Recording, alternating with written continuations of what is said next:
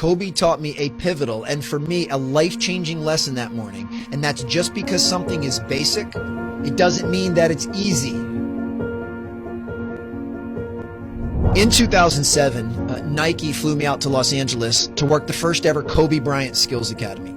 So Nike decided they were going to take the best high school and college players from around the country, and they were going to run a 3-day mini camp with the best player in the world. And for anyone that's listening that does follow basketball, you have to appreciate in 2007, Kobe was that dude. I had always heard this urban legend of how insanely intense Kobe's individual workouts were. Well, I figured now that I was on camp staff, this was my chance. This was my shot. So I went up to him at my first opportunity and asked if I could watch one. And he was so gracious and said, "Sure, man, I'm going tomorrow at 4. And I got a little bit confused because the nerd that I was had just got done looking through the camp schedule, which said the first workout with the kids was the next day at 3:30. Well, he clarified that with a wink and said, 4 a.m. There's not a legitimate excuse in the world on why you can't be somewhere at 4 in the morning, especially not an excuse that Kobe Bryant is going to take. If you guys told me that the only time you had to record today was at 4 a.m., I would be here.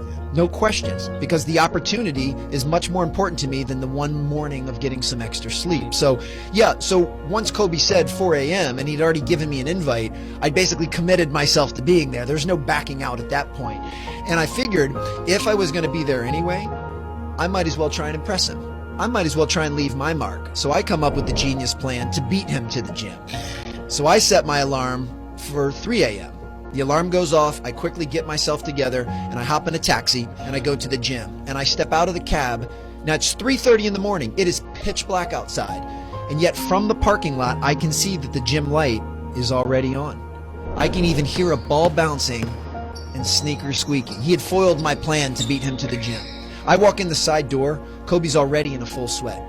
He was going through an intense warm-up before his scheduled workout started with his trainer at 4. Now, out of professional courtesy, and just because I was thankful to be there, I didn't say anything to him, and I didn't say anything to his trainer. I just sat down to watch. And for the first 45 minutes, I was actually shocked. For the first 45 minutes, I watched the best player in the world do the most basic footwork and offensive moves. Kobe was doing stuff that I had routinely taught to middle school age players. Now, this is Kobe Bryant we're talking about. This is the Black Mamba. So he was doing everything at an unparalleled level of effort and with unparalleled focus. And he was doing everything with surgical precision. But the actual stuff he was doing was very, very basic. Now, the whole workout lasted a couple hours. When it was over again, I didn't say anything to him. I didn't say anything to his trainer. I just quietly left. But man, my curiosity got the best of me. I had to know. So later that day at camp, I went up to him again and said, "Kobe, I don't understand. You're the best player in the world. Why are you doing such basic drills?"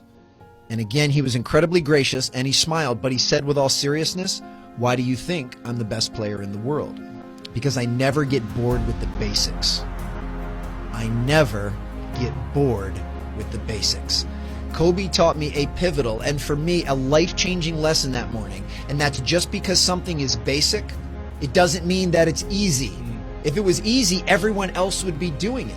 But as you all know, we live in a world that tells us it's okay to skip steps, that tells us it's okay to circumvent the process, that all but pushes us, especially on social media, to chase what's hot and what's flashy and what's sexy and just ignore what's basic.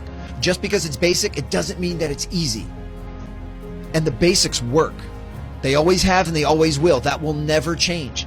So the key to us improving our performance in any area of our life is identifying what those basics are, what those fundamentals are, and being relentlessly committed to performing them with consistency. And that's hard because, as you all know, the basics are usually boring. They're mundane. They're monotonous. You know, we all want to chase what's flashy and what's sexy, but the basics is where the gold is. And the highest performers I've ever been around in basketball or business have found a way to fall in love with the basics and make them a part of their daily routine.